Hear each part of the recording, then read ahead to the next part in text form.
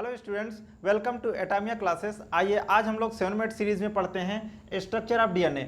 हम इसकी डिस्कवरी के बारे में अगर हम बात करें तो मिस्चर ने इसकी डिस्कवरी किया था, लेकिन इसके अगर ये हम सभी लोग जानते हैं कि ये सेल के अंदर पाया जाता है और सेल के अंदर क्या है, न्यूक्लियस वैसे ही इतना छोटा होता है और उसके अंदर ये इतना छोटा होता है कि इसके स्ट्रक्चर के बारे में पता नहीं चल पाया था।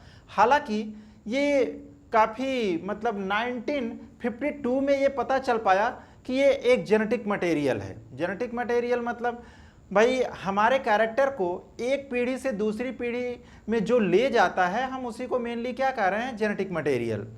तो ये जितने भी जीव हैं सबका जेनेटिक मटेरियल, ज़्यादातर सभी का जो कि जेनेटिक मटेरियल होता है क्या है, डीएनए।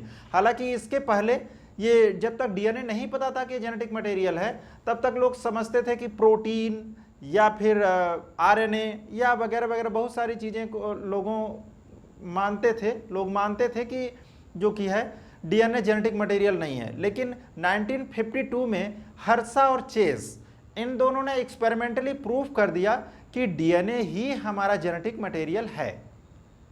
तब तक इसके स्ट्रक्चर के बारे में बिल्कुल भी नहीं पता चल पाया था। लेकिन 1953 में जो कि वाटसन क्रिक ने इसके डीएनए का मतलब डबल हेलिक्स मॉडल प्रपोज किया। उन्होंने ये बताया इसके बारे में कि ये कैसा होता है कि ये एंटी पैरेलली दो पॉलीन्यूक्लियोटाइड चेन अरेंज होती हैं, एक दूसरे के चारों तरफ मेनली अरेंज होती हैं, और वो भी हेलिक्स के रूप में, हेलिकल मॉडल के रूप में। कोई भी एक सेंट्रल एक्सिस है उसके चारों तरफ जो कि है अरेंज होती हैं दोनों पॉलीन्यूक्लियोटाइड चेन। ये देखिए एक पॉलीन्यूक्लियोटाइड चेन ये 5' to 3' और दूसरा देखिए 3' to 5'। तो और इन्होंने ये बताया कि कोई भी डीएनए का स्ट्रक्चर अगर हम देखते हैं तो अगर उसके एक हेलिक्स की लेंथ देखें तो 34 एंगस्ट्रॉम होती है। देखिए एक 1 हेलिक्स, ये यहाँ से लेके यहाँ तक एक चक्कर मेनली कितना 34 एंगस्ट्रॉम, और एक हेलिक्स में टोटल 10 बेस पेयर होते हैं। 10 बेस पेयर अगर हम इसके स्ट्रक्चर के बारे में देखें कि इसका स्केलेटन स्ट्रक्चर कैसा होता है, ये देखिए एक बेस पेयर, दूसरा बेस पेयर, तीसरा बेस पेयर, चौथा बेस पेयर, 4 बेस पेयर हमने इधर बनाए हैं। लेकिन इसके एक हेलिक्स में टोटल 10 बेस पेयर होते हैं। तो दो बेस पेयर के बीच में 3.4 एंगस्ट्रॉम की लेंथ होती है। और इसके विड्थ के बारे में भी बताया। इसके विड्थ के बारे में उन्होंने ये बताया कि ये 20 एंगस्ट्रॉम इसका विड्थ होता है। इसके लिए मतलब इसका डबल हेलिक्स मॉडल प्रोड्यूस करने के लिए वाटसन क्रिक को 1962 में नोबेल प्राइज दिया गया। अच्छा, तो ये सारी बातें तो उन्होंने बताया, लेकिन उसके काफ़ी समय के बाद इसके स्केलेटल स्ट्रक्चर के बारे में पता चल पाया कि ये देखिए एक न्यूक्लियोटाइड्स होता है। न्यूक्लियोटाइड्स आपस में जुड़ करके पॉलीन्यूक्लियोटाइड चेन बनाते हैं और वहीं दो पॉलीन्यूक्लियोटाइड चेन हाइड्रोजन बॉन्ड के द्वारा जुड़ करके मेनली क्या बनाते हैं, एक डीएनए का डबल हेलिक्स मॉडल।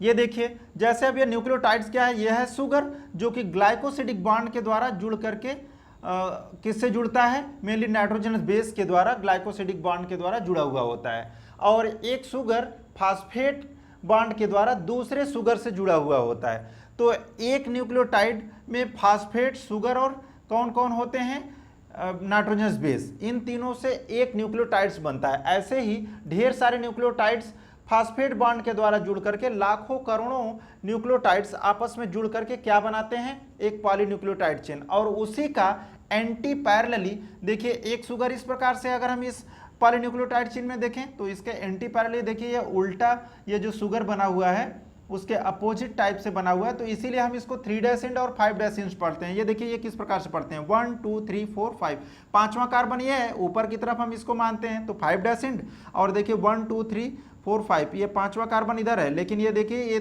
3 नीचे की तरफ है तो इसीलिए हम इसको 3' मानते हैं। और इसी का जस्ट उल्टा देखिए 1 2 3 ये ऊपर की तरफ हो गया, इसलिए हम इसको 3' और ये 5' मानते हैं। तो ये भी क्वेश्चन पूछा गया है कि 3' और 5' किस प्रकार से होते हैं।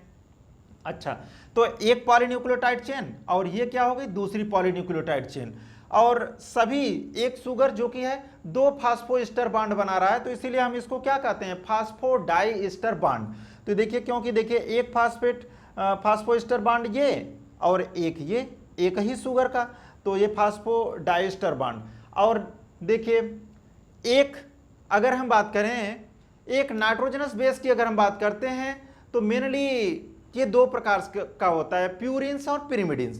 प्यूरिन्स क्या है, एडेनिन गुआनिन होता है, और पिरिमिडिन्स क्या है, थायमिन और साइटोसिन।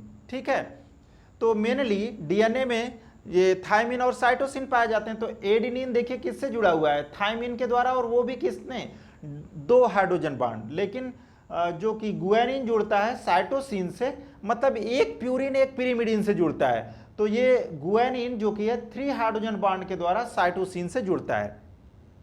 तो ये तो पूरा स्ट्रक्चर हुआ डीएनए का। तो बच्चों आप इसके बारे में देखिए, ये क्या क्या बताया गया था कि ये कंप्लीमेंट्री होते हैं एक दूसरे के। कंप्लीमेंट्री का मतलब क्या हो गया कि अगर हम एक बेस अगर हम लिख लेते हैं या कहीं हमें मिल जाता है लिखा हुआ, अगर बुक में मिला हुआ, तो दूसरा बेस हम उसका उसी के एंटी हम यहाँ पर लिख सकते हैं। हम जान जाएंगे कि उसका दूसरा बेस क्या होता है, दूसरा बेस पेयर क्या है। तो मेनली हम इसको हम क्या कहेंगे कि कंप्लीमेंट्री। अच्छा, एक और बात क्या कि एंटी पैरेलल, ये एक दूसरे के एंटी पैरेलल होते हैं, तो एंटी पैरेलल ये हो गया। तो ये बातें तो हो गई डीएनए के रूप के लिए। और अच्छा, एक बात और बताया गया था, चारगाफ रूल। चारगाफ रूल क्या कहता है कि एक किसी भी डीएनए मॉलिक्यूल में अगर हम बात करें तो प्यूरिन्स बराबर पिरिमिडिन्स, मतलब प्यूरिन्स की जितनी संख्या होती है उतनी संख्या पिरिमिडिन्स की होती है। जैसे ये देखिए, यह है प्यूरिन्स बराबर पिरिमिडिन्स। प्यूरिन्स में कौन आते हैं, एडेनिन और गुआनिन, और फिर उसके बाद इज इक्वल टू T+C, मतलब क्या है, थायमिन और साइटोसिन। ये दोनों क्या होते हैं, बराबर होते हैं। फिर उसके बाद अगर हम इसका रेशियो देखें तो दोनों का रेशियो क्या होता है, बराबर होता है, इज इक्वल टू 1। तो बच्चों ये तो रहा मेनली स्ट्रक्चर ऑफ डीएनए। तो अगले नेक्स्ट लेक्चर में हम लोग नया टॉपिक लेकर के आएंगे।